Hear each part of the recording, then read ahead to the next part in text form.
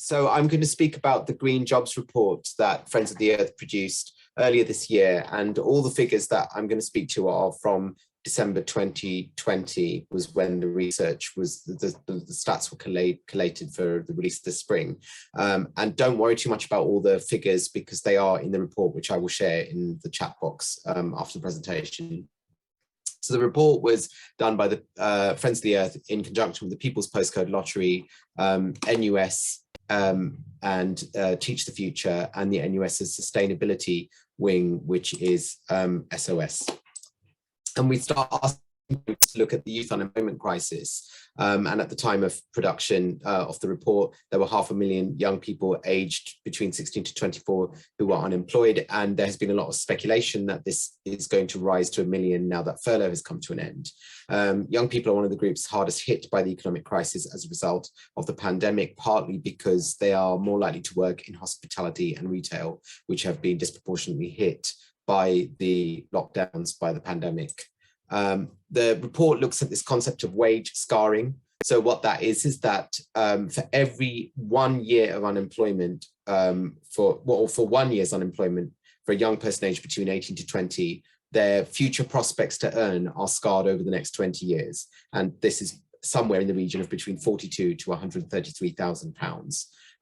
We collectively calculated what that would look like if every young person suffered 1 year's unemployment aged between 16 to 24 years old over the next 20 years. And the figure of the scarring comes to 32 to 39 billion pounds. So when you think of that, it's not just the individual, that's a loss to the economy, that's lost in tax receipts, that's a huge loss to society collectively. And on average, a local authority loses 86 to 105 million pounds if this calculation happened for the young people in that locality over the next 20 years. We've broken that down also regionally by looking at the west of England. And so that same set of statistics collectively is 400 to 500, just over 500 million in the west of England.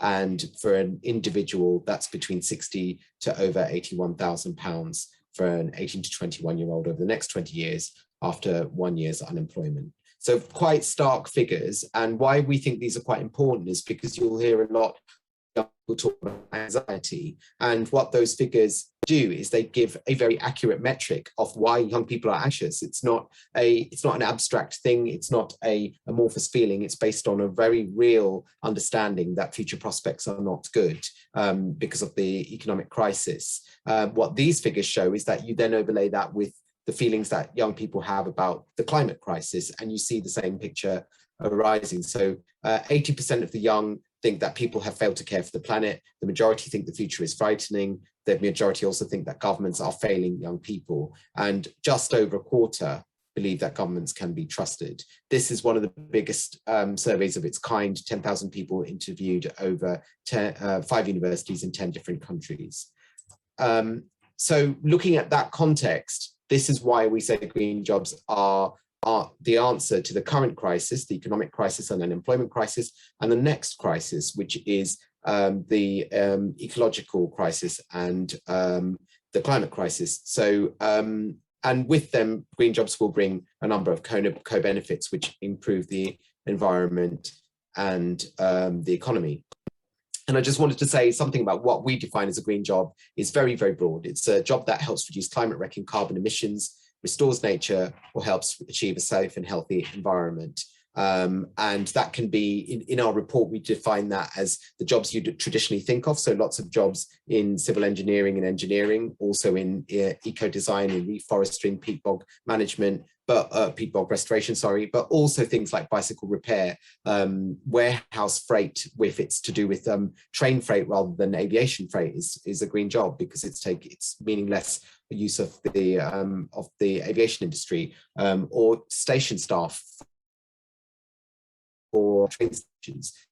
These are all jobs, as are jobs such as teaching and jobs in the caring professions. And the great thing about green jobs is that they're not just a win for the individual to answer the youth unemployment crisis, they also mean wins for the community on a number of different levels. So just to go through some of the co-benefits, as we call them.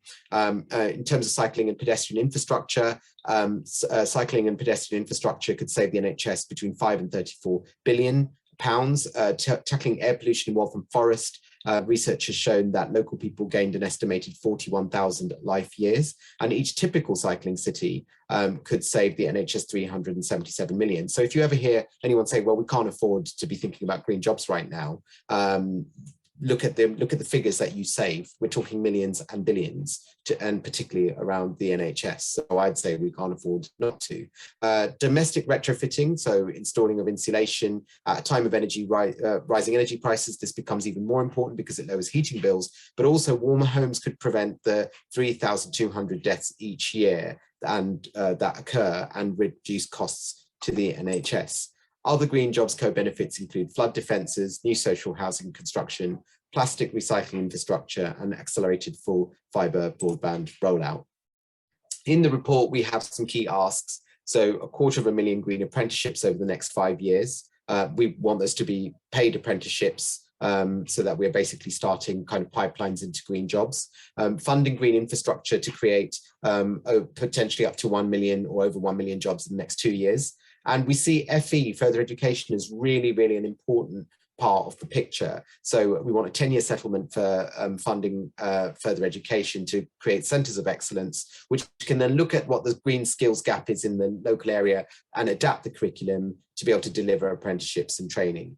And we want the green workforce to be the diverse workforce of the 21st century. And that involves ensuring that women, BAME and disabled people are able to overcome the traditional obstacles to getting involved in the green workforce. And for that, we want diversity bursaries to ensure that participation is encouraged. And I've just put this up because many people will have seen the IPCC report this year, which the UN Secretary General described as a code red, because we are now imminently reaching the threshold of safety for humanity, which is 1.5 degrees Celsius. And I just thought this quote was really important. The viability of our society depends on leaders from government, business, and civil society uniting behind policies, actions, and investments that will limit temperature rise to 1.5 degrees Celsius. And what I wanted to point to was the tripartnership here. Government, we always assume with having power. Business, we always assume with having money.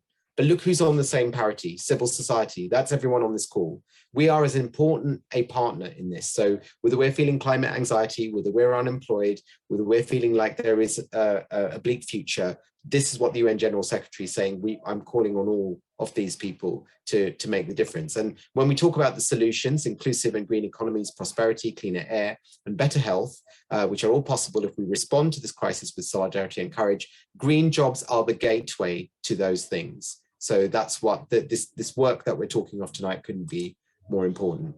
In the news, and as has been said before, the government has set this target of 78% reduction in carbon emissions by 2035, but there's absolutely no clear plan to getting to 78%. And in real terms, 2035 is not that far away to not have had a plan thus far. So that plan needs to happen, and we need to see year on year targets to get to 78% if we are to reach it. And the latest ONS data is concerning because more than 30,000 jobs have been lost between 2014 and 2019 in the low carbon and renewable energy economy. And green businesses have also shrunk from 2014 to 2018. So definitely needs to do better from the government side and from national leadership side of things.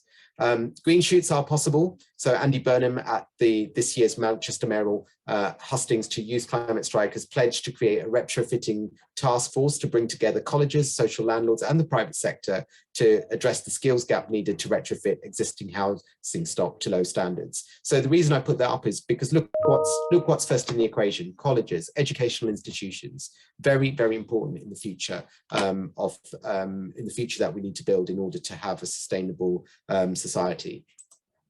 And I just wanted to end with this quote, which is from a young person who was answering the Bath Bar's anxiety survey. I don't want to die, but I don't want to live in a world that doesn't care for children and animals. And I put that up because that's what is coming. What is coming is Greta Thunberg and that generation, young people, are going to be the voters and workers of tomorrow.